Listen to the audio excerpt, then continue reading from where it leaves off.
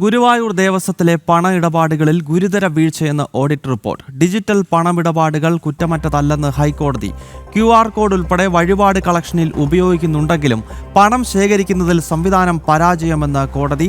Audit വകുപ്പ് deputy director നാളെ ഹാജരാകണമെന്നും ഹൈക്കോടതി നിർദ്ദേശം നൽകി. രേഷ്മ ബാബു കൊച്ചിയിൽ നിന്നും ചേരുകയാണ്. രേഷ്മ, ഈ ഗുരുവായൂരിലെ ഈ പണ ഇടപാടുകൾ സംബന്ധിച്ച് ക്രമക്കേടുണ്ട് എന്ന ഓഡിറ്റ് റിപ്പോർട്ട് പരിഗണിക്കുമ്പോൾ എന്തൊക്കെ കാര്യങ്ങൾ ഹൈക്കോടതി നിരീക്ഷിച്ചു? മറ്റു വിശദാംശങ്ങൾ എന്താ?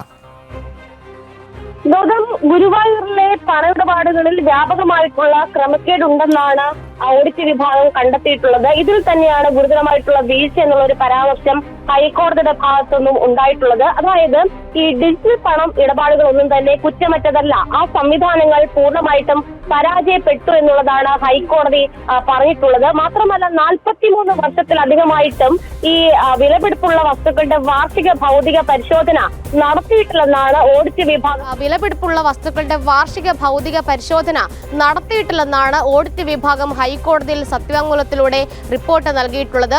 അതുമാത്രമല്ല, ഈ ഡിജിറ്റൽ പണമിടപാടുകളിൽ വ്യാപകമായിട്ടുള്ള വീഴ്ചകളും സംഭവിച്ചിട്ടുണ്ട്. കൂടാതെ ഈ വാർഷിക അക്കൗണ്ടുകൾ സമർപ്പിക്കുന്നതിൽ വീഴ്ച, അതായത് കാലതാമസം എടുത്തിട്ടുണ്ട്.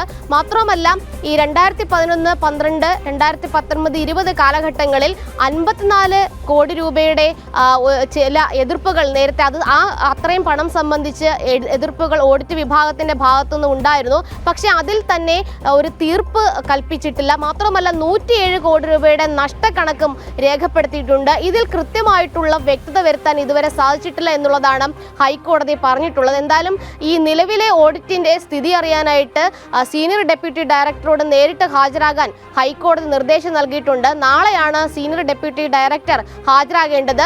നിലവിൽ ഓഡിറ്റിന് വേണ്ടിയിട്ട് എത്ര രേഖകൾ ദേവസ്വം നൽകിയിട്ടുണ്ട്, ഇതുൾപ്പെടെയുള്ള വിശദാംശങ്ങൾ ഓഡിറ്റ് വിഭാഗ ഉദ്യോഗസ്ഥൻ ഹൈക്കോടതിയെ അറിയിക്കണം. ഗൗതം.